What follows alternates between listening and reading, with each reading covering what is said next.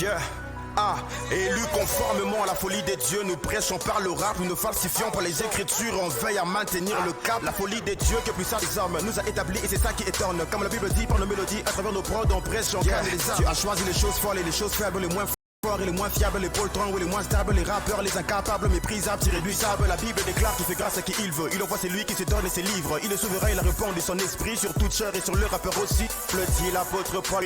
Ne repose pas sur les discours persuasifs de la sagesse humaine, mais sur une démonstration de puissance et d'esprit. Oui, Dieu donne un sens à notre musique et la croissance en esprit et en connaissance. Oui, tout ça paraît fou, mais gloire à Dieu, l'esprit agit. Il se sert des hommes fragiles qui en rappant prêchent l'évangile. Romains 9, 21 dit qu'il est le maître de l'argile, donc il en fait ce qu'il veut, un vase d'honneur ou un vase d'un usage vil. Dieu a choisi les choses folles du monde pour confondre avec les sages. Entre autres le rap au travers duquel on prêche le message.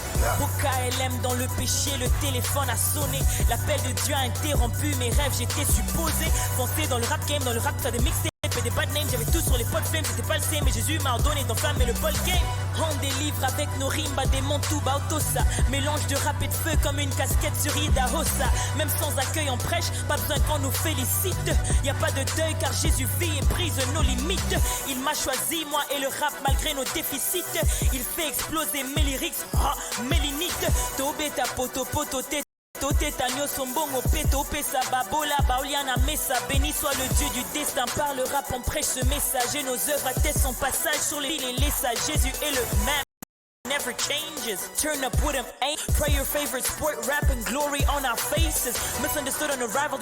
Shooting us bullets from sanity rifles. They don't understand that we're here for revival, but we'll take the stand cause the word is a weapon. C'est afin de mettre son peuple en garde que Dieu m'a inspiré ce texte. Je dois faire son œuvre, je ne veux pas calculer le reste.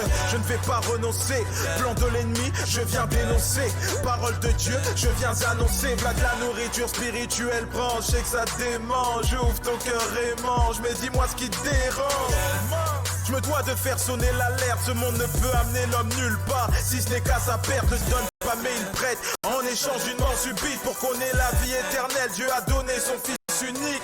Excusez ma réaction, quand j'entends cette parole j'ai l'impression qu'en moi le Saint-Esprit tourne un film d'action. Céleste est l'inspiration, je suis qu'un instrument de la justice qu'il utilise afin de réveiller plus d'une nation. Garde-moi, Dieu peut même élever un déchet. Avant je prenais le mic pour rapper bêtement, maintenant c'est pour prêcher.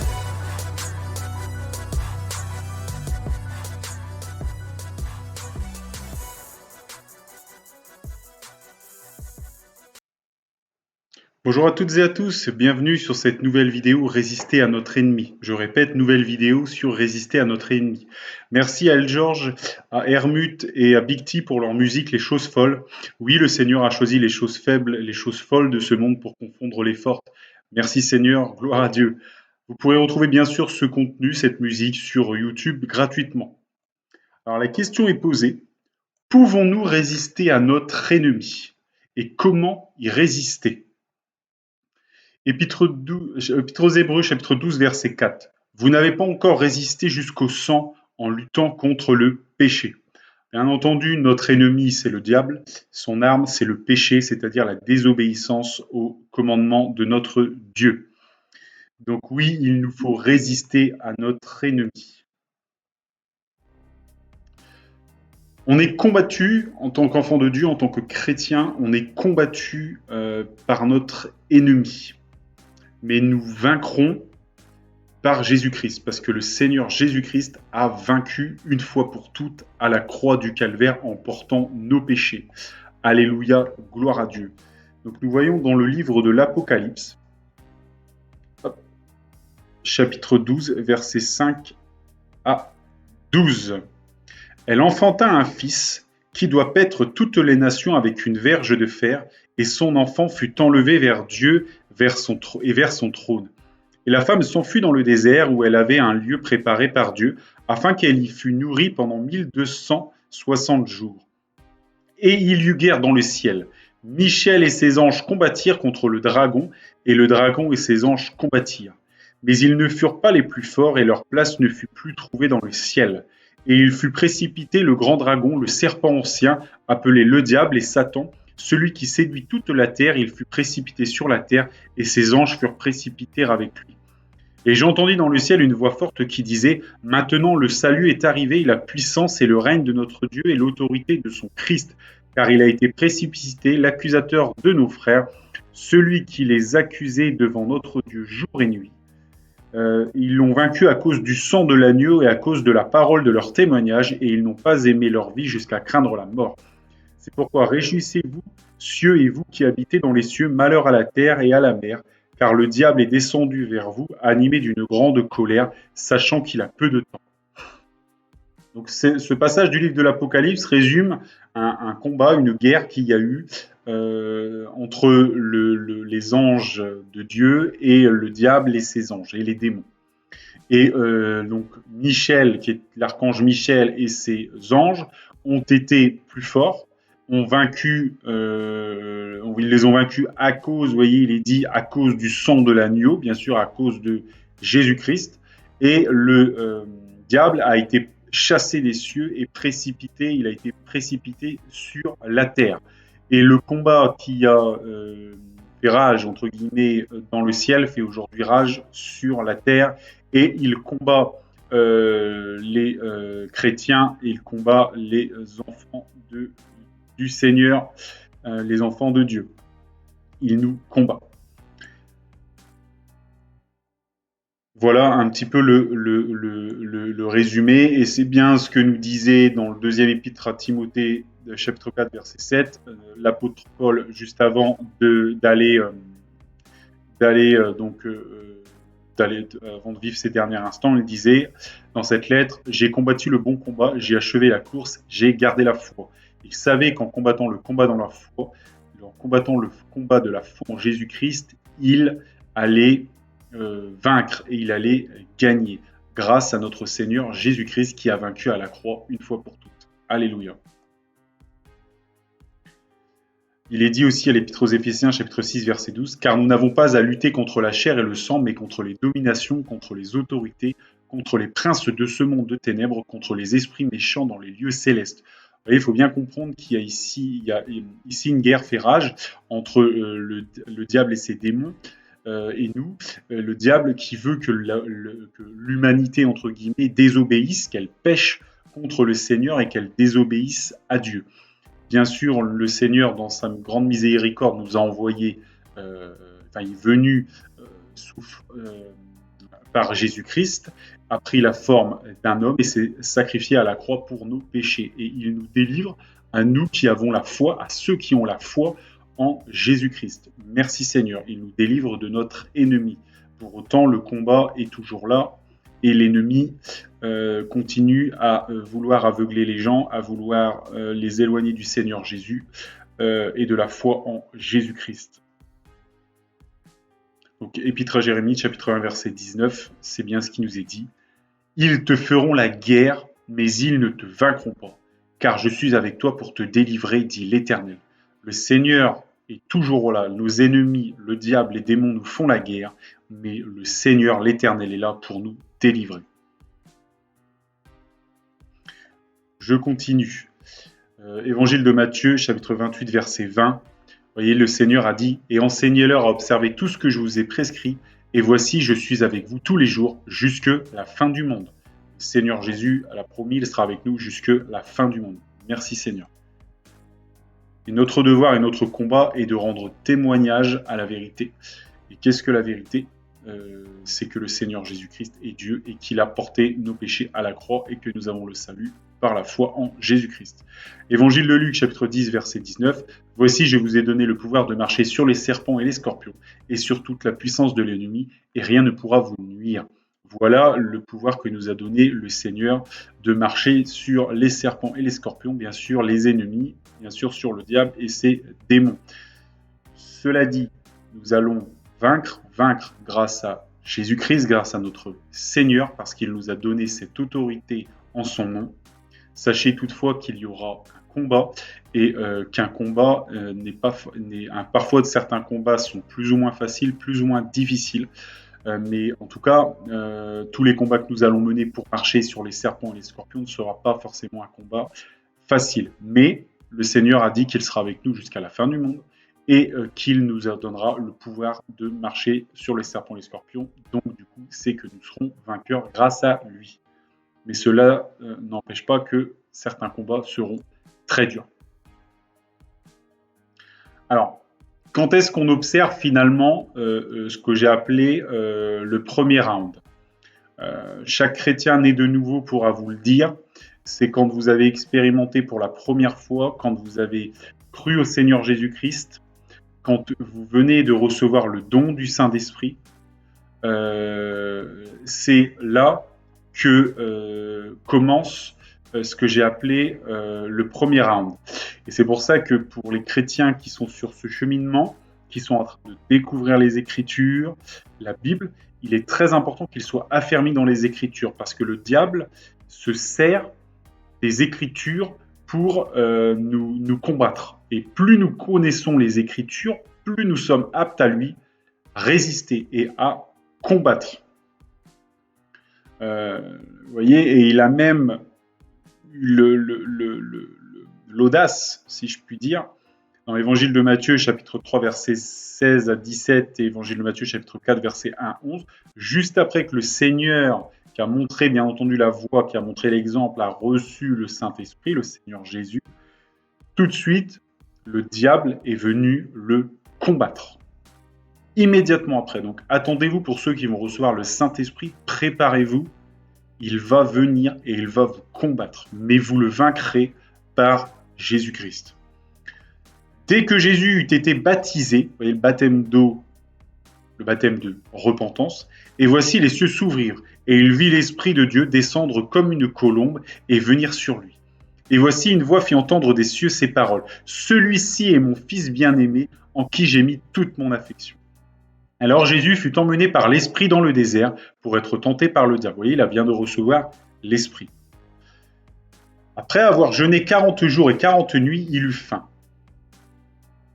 Donc remarquez que ça fait 40 jours que le Seigneur jeûne, que le Seigneur commence à avoir faim, et c'est à ce moment-là que l'ennemi vient. Juste après, effectivement, être né de nouveau, et quand il avait faim, quand il était possiblement, c'est peut-être le raisonnement qu'a eu l'ennemi, qu'il était un petit peu affaibli. Le Seigneur n'est pas affaibli, mais vous voyez, en tout cas, c'est à ce moment-là qu'il est venu, un moment qui lui paraissait aussi opportun.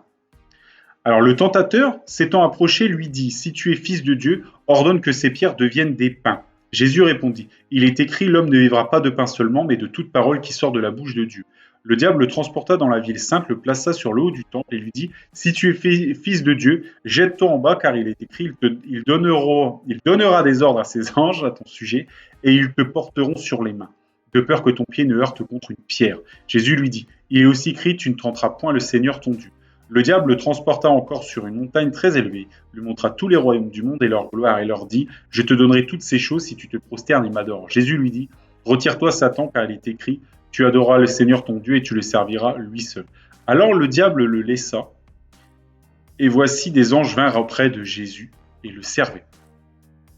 Donc vous voyez, il y a eu ici un combat qui a été basé sur les Écritures, où le diable a cherché à obtenir du Seigneur Jésus-Christ une désobéissance. Bien sûr, le Seigneur Jésus-Christ connaît les Écritures, toutes les Écritures, donc du coup, il n'est pas tombé dans ses pièges. Mais vous voyez, le diable est venu, quand il lui a semblé que le Seigneur était affaibli, il est venu et il a posé 3 questions, 3 fois, il lui a tendu 3 pièges pour que le Seigneur désobéisse et pêche. Bien sûr, le Seigneur ne désobéit pas et ne pêche pas. Donc vous voyez, et le diable, il l'a laissé, mais il va revenir à un moment qu'il considérera encore favorable. C'est-à-dire qu'il est toujours là, il est toujours aux aguets, en tout cas après ce premier coup. Et quand un chrétien vient d'être sauvé, on est tellement heureux, on est tellement content d'avoir compris la vérité, etc., qu'en fait, on parle de l'évangile, etc., à tout le monde. Et en fait, et c'est à ce moment-là qu'on se rend compte qu'on est combattu. Et c'est vraiment à ce moment-là qu'on se rend compte que derrière, il y a notre ennemi qui est là et qui veut tout simplement nous faire taire et que nous arrêtions le combat, que nous arrêtions la foi en Jésus-Christ et que nous arrêtions de rendre témoignage alors que le Seigneur nous a demandé de le faire. Donc attendez-vous, pour ceux qui sont sur le cheminement vers le don du Saint-Esprit, vers la foi en Jésus-Christ vraiment, vers le don du Saint-Esprit, attendez-vous à être combattus violemment par notre ennemi, mais prenez courage, le Seigneur Jésus a vaincu. Passez du temps dans les Écritures, c'est comme ça que vous vaincrez. C'est en tout cas une des premières clés pour lui résister. Alors, bien sûr, l'ennemi, il ne veut que personne n'entende les Écritures. Donc, quand vous commencez à parler de la Bible, forcément, vous êtes combattu. Et ce qu'il ne veut pas par-dessus tout, notre ennemi, c'est qu'il entende parler qu'on parle du Seigneur Jésus-Christ et de la croix du calvaire, que les gens comprennent. Vraiment, il veut faire taire ceux qui parlent des Écritures. Mais encore une fois, le Seigneur Jésus est avec nous. Donc, du coup, c'est pour ça, pour être bien entendu affermi dans les Écritures, il faut les étudier, passer du temps dans la Bible, c'est important. Vous voyez, Évangile de Matthieu, chapitre 5, verset 18. « Car je vous le dis en vérité, tant que le ciel et la terre ne passeront point, il ne disparaîtra pas de la loi un seul iota ou un seul trait de lettre jusqu'à ce que tout soit arrivé. » Vous voyez, le Seigneur a fixé les règles. Il a dit, toute la loi, les Écritures resteront là. L'ennemi, quelque part, il a fixé le cadre. L'ennemi, oui, ne veut pas qu'on en parle. Oui, il ne veut pas qu'on parle du Seigneur Jésus. Oui, il ne veut pas qu'on parle de la croix. Pas de chance pour lui. La Bible sera toujours là. Tant que le ciel et la terre ne passeront point. Donc, il ne disparaîtra rien de la parole. Donc, du coup, on a cette arme, cet outil qui est donné par le Seigneur. Alors, voilà, c'est bien plus qu'un outil, mais ce livre béni du Seigneur qui est là. Évangile de Jean, chapitre 10, verset 10. Vous voyez, vraiment, le diable, c'est le voleur. Le voleur ne vient que pour dérober, égorger et détruire. Moi, je suis venu afin que les brebis aient la vie et qu'elles soient dans l'abondance. Voilà, donc vraiment, le but de l'ennemi, encore une fois, c'est de voler, égorger et détruire. Vraiment, de détruire l'œuvre du Seigneur. Et c'est pour ça que quand on rentre dans le plan du Seigneur de rendre témoignage et qu'on est sauvé, c'est l'heure du premier round. Et dans une vie de chrétien, on aura beaucoup d'autres rounds, mais le Seigneur est toujours là avec nous. Et nous vaincrons grâce à lui, car il nous a dit que nous marcherons sur toute la puissance de l'ennemi. Oui, parfois ce sera difficile, mais il sera là. Alléluia, gloire à Dieu. Donc, Évangile de Matthieu, on va étudier un petit peu plus la stratégie de l'ennemi. Chapitre 13, versets 18 à 30. Vous donc, écoutez ce que signifie la parole du semeur. Excusez-moi, je vais rebaisser un peu. Lorsqu'un homme écoute la parole du royaume et ne la comprend pas, le malin vient et enlève ce qui a été semé dans son cœur. Cet homme est celui qui a reçu la semence le long du chemin. Celui qui a reçu la semence dans les endroits pierreux, c'est celui qui entend la parole et la reçoit aussitôt avec joie. Mais il n'a pas de racine en lui-même, il manque de persistance. Et dès que survient une tribulation ou une persécution à cause de la parole, il y trouve une occasion de chute. Celui qui a reçu la semence parmi les épines, c'est celui qui entend la parole, mais en qui les soucis du siècle et la séduction des richesses étouffent cette parole et la rendent infructueuse. Celui qui a reçu la semence dans la bonne terre, c'est celui qui entend la parole et la comprend. Il porte du fruit et un grain donne 100, un autre 60, un autre 30. Je vais m'arrêter là pour l'instant. Vous voyez, la stratégie, c'est des gens qui entendent quelque chose, ils peuvent entendre parler de la parole, mais ils ne comprennent pas. Vous voyez, tout de suite, l'ennemi vient et retire ce qui a été semé dans leur cœur. Il ne veut pas que ça germe, il ne veut pas que ça grandisse, que les Écritures peuvent faire Et des fois, on a parfois dans certaines églises, on a des pasteurs qui prêchent et aussitôt, quand on sort de l'église, il est déjà là. Il est déjà là, en train d'essayer de susurrer aux oreilles des gens, de leur faire oublier certaines choses que les gens n'ont pas compris.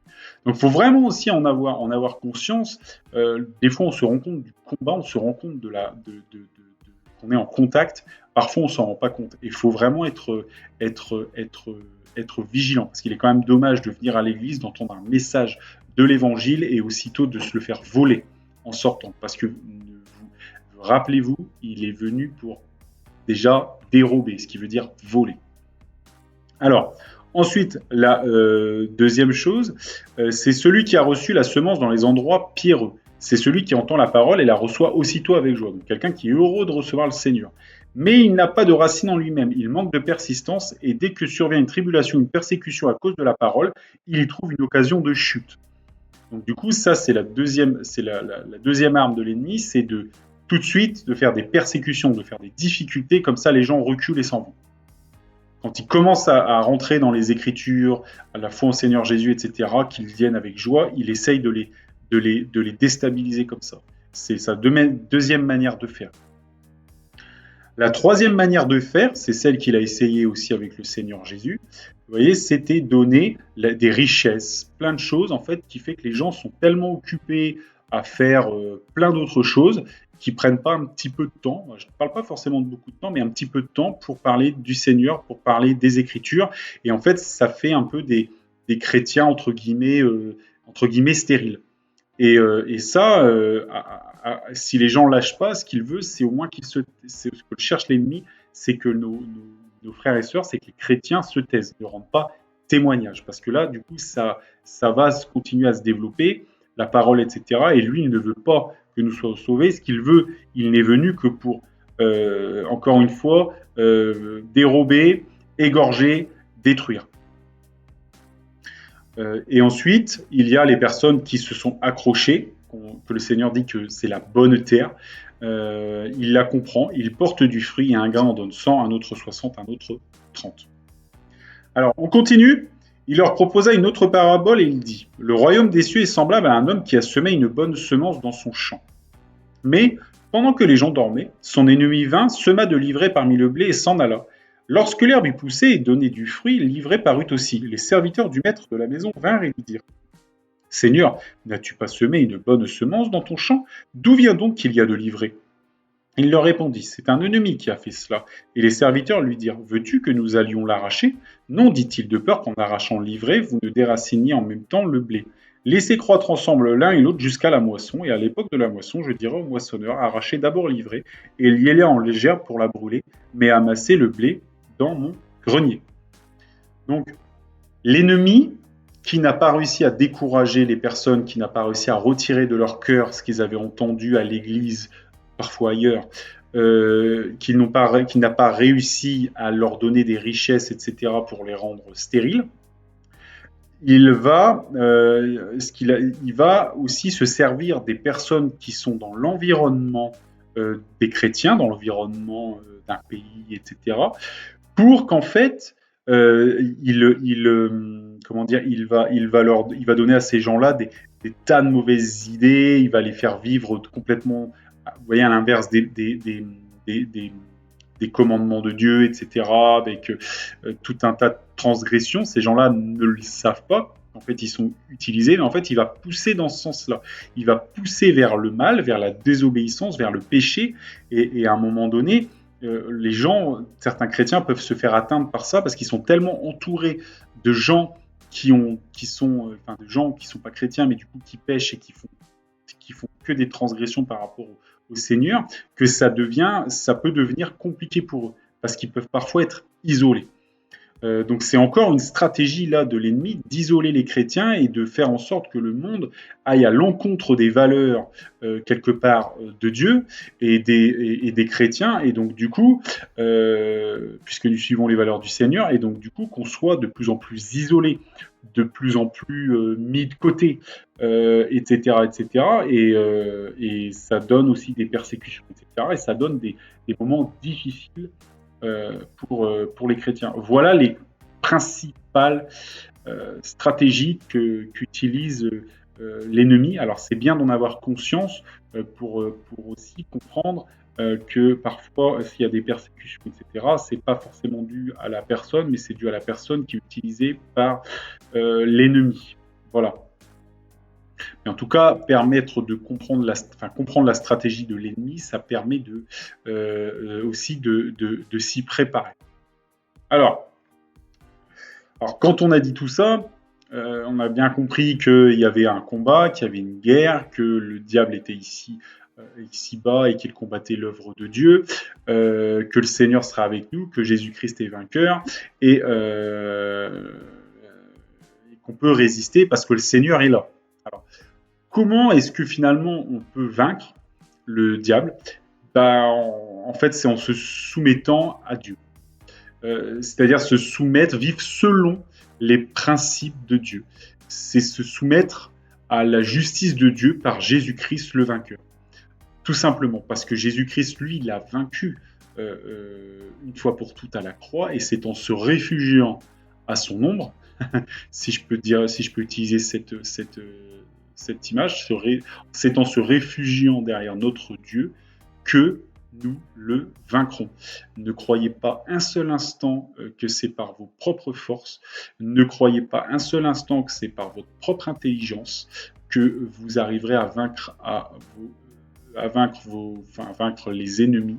C'est uniquement grâce à Jésus-Christ. Et le Seigneur l'a bien dit, sans moi, vous ne pouvez rien faire. Quand il dit rien faire, ça veut dire rien de rien. Donc, voilà, l'ennemi, vous ne pourrez le vaincre qu'en vous soumettant à Dieu. Et encore une fois, le Seigneur s'est soumis lui-même à ses propres principes en disant non, je ne dois adorer que Dieu seul. Voyez ? Et donc, du coup, l'ennemi a dû reculer. Et c'est bien ce que nous dit, c'est bien ce qui nous est dit dans la Bible, dans les Épîtres aux Jacques, chapitre 4, verset 7. On nous dit « Soumettez-vous donc à Dieu, résistez au diable et il fuira loin de vous. » En se soumettant à Dieu, on résistera au diable et c'est le diable, il va fuir loin de nous. Ce qu'il a fait avec le Seigneur a résisté. Et donc, du coup, il était soumis, bien entendu, à Dieu. Et donc, du coup, a soumis à ses propres principes. Et le diable a reculé. Il est parti. Épître aux Romains, chapitre 10, versets 1 à 11. « Frères, le vœu de mon cœur et ma prière à Dieu pour eux, c'est qu'ils soient sauvés. Je leur rends le témoignage qu'ils ont du zèle pour Dieu, mais sans intelligence. Ne connaissant pas la justice de Dieu et cherchant à établir leur propre justice, ils ne se sont pas soumis à la justice de Dieu. Car Christ est la fin de la loi pour la justification de tous ceux qui croient. En effet, Moïse définit ainsi la justice qui vient de la loi. L'homme qui mettra ces choses en pratique vivra par elles. Mais voici comment parle la justice qui vient de la foi. Ne dis pas en ton cœur qui montera au ciel, c'est en faire descendre Christ, ou qui descendra dans la Bible, c'est faire remonter Christ d'entre les morts. Que dit-elle donc ? La parole est près de toi, dans ta bouche et dans ton cœur. Or, c'est la parole de foi que nous prêchons. Si tu confesses de ta bouche le Seigneur Jésus, et si tu crois dans ton cœur que Dieu l'a ressuscité des morts, tu seras sauvé. Car c'est en croyant du cœur qu'on parvient à la justice, et c'est en confessant de la bouche qu'on parvient au salut, selon ce que dit l'Écriture. Quiconque croit en lui ne sera point confus. Vous voyez, qu'est-ce que le Seigneur a rendu justice de Dieu par le Seigneur Jésus-Christ. Et comment parvient-on à cette justice ? En confessant de la bouche le Seigneur et en croyant que Dieu l'a ressuscité des morts. Vous voyez, c'est vraiment se soumettre finalement au plan de Dieu. Oui, le plan de Dieu, c'était Jésus-Christ à la croix qui porte les péchés, qui verse son sang pour la rédemption des péchés et qui est ressuscité et qui règne à jamais. Alléluia. C'est ça la justice de Dieu. C'est en croyant et en s'y soumettant que nous résisterons à notre ennemi. Soumettez-vous donc à Dieu. Ensuite, bien entendu, la deuxième, entre guillemets, deuxième outil, pas outil, mais la deuxième manière de faire, effectivement, au-delà de, bien entendu, s'appuyer sur notre Seigneur et se soumettre à sa volonté, à lui obéir et être vraiment fondé être enraciné dans les Écritures, c'est, bien entendu, la prière. Évangile de Matthieu, chapitre 26, versets 31 à 46. Alors là, nous sommes sur le passage juste avant que les principaux sacrificateurs et Judas viennent chercher le Seigneur Jésus pour l'emmener devant le Sanhédrin. Il s'en suivra en fait la crucifixion, donc la croix. Alors Jésus leur dit « Je serai pour vous tous cette nuit une occasion de chute, car il est écrit « Je frapperai le berger, et les brebis du troupeau seront dispersées. Mais après que je serai ressuscité, je vous précéderai en Galilée. » Pierre, prenant la parole, lui dit « Quand tu serais pour tous une occasion de chute, tu ne seras jamais pour moi. » Jésus lui dit « Je te le dis en vérité, cette nuit même, avant que le coq chantât, tu me renieras 3 fois. » Pierre lui répondit « Quand il me faudrait mourir avec toi, je ne te renierai pas. » Et tous les disciples dirent la même chose. Là-dessus, Jésus alla avec eux dans un lieu appelé Gethsémané. Il dit à ses disciples, « Asseyez-vous ici pendant que je m'éloignerai pour prier. » Il prit avec lui Pierre et les deux fils de Zébédée, et il commença à éprouver de la tristesse et des angoisses. Il leur dit alors, « Mon âme est triste jusqu'à la mort, restez ici et veillez avec moi. » Puis ayant fait quelques pas en avant, il se jeta sur la face et prit ainsi, « Mon Père, s'il est possible que cette coupe s'éloigne de moi, toutefois non pas ce que je veux, mais ce que tu veux. » Et ici, question de la référence à ce que Dieu veut. Et il vint vers les disciples, qu'il trouva endormis, et il dit à Pierre, « Vous n'avez donc pu veiller 1 heure avec moi ?» On va mettre en pause juste là. Donc vous voyez, le Seigneur dit, ils vont venir, je vais être emporté, et mais je reviendrai une fois que je serai ressuscité. Pierre dit non, moi je viendrai avec toi. Le Seigneur lui dit non, ce sera une occasion de chute et tu me renieras 3 fois. Il leur dit ensuite de venir avec lui et de prier. Et voici pourquoi il leur a demandé de prier. Je reviens à l'évangile 26, verset 41, évangile de Matthieu. Veillez, priez, afin que vous ne tombiez pas dans la tentation. L'esprit est bien disposé, mais la chair est faible. Il s'éloigna une seconde fois et pria ainsi, « Mon Père, s'il n'est pas possible que cette coupe s'éloigne de moi sans que je la boive, que ta volonté soit faite. » Il revint et les trouva encore endormis, car leurs yeux étaient appesantis. Il les quitta et s'éloigna, et il pria pour la 3e fois, répétant les mêmes paroles. Puis il alla vers ses disciples et leur dit, « Vous dormez maintenant et vous vous reposez. Voici l'heure est proche et le Fils de l'homme est livré aux mains des pécheurs. Levez-vous, allons, voici celui qui me livre s'approche. » Donc, vous voyez, il leur a dit, veillez et priez afin que vous ne tombiez pas dans la tentation. Comment est-ce qu'on résiste aussi au diable? C'est dans la prière. Dans la prière. Et vous voyez, il leur a dit, afin de ne pas entrer dans la tentation, priez. Priez. Donc, mon frère, ma sœur, travaille tes prières, travaille ta vie de prière, travaille ta vie de ta relation dans la prière avec le Seigneur pour résister à la tentation.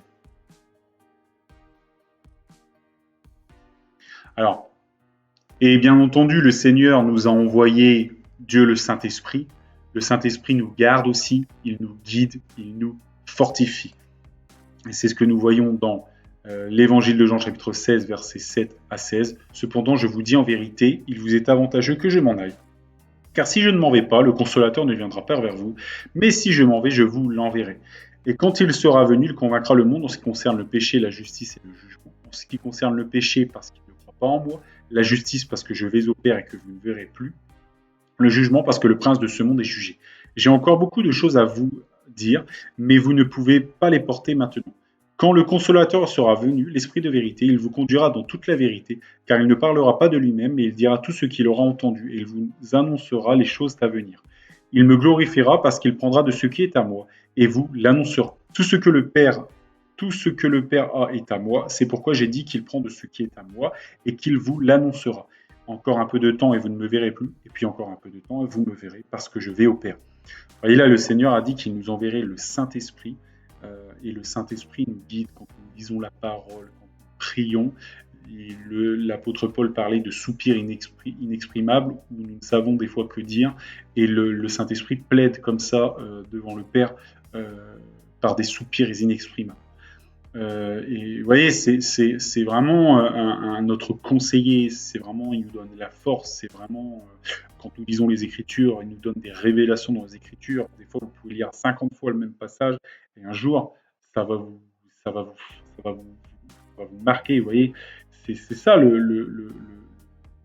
enfin, parmi toutes les choses, c'est ça le Saint-Esprit.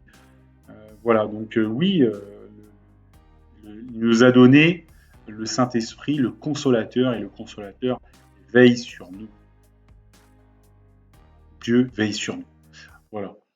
Donc le combat approche, mais Dieu te gardera. Le Saint-Esprit te conduira. Sa puissance te fortifiera. Soumets-toi à Dieu et prie, et tu résisteras à ton ennemi. Tu résisteras à sa tentation. Encore une fois, j'aimerais finir par une phrase que j'ai entendue d'un grand pasteur pour moi il n'y a pas si longtemps que ça, et il disait ne regardez pas à la grandeur de vos problèmes, à la grandeur de l'ennemi, on pourrait aussi dire ça, regardez à la grandeur de Dieu. Et ça change tout.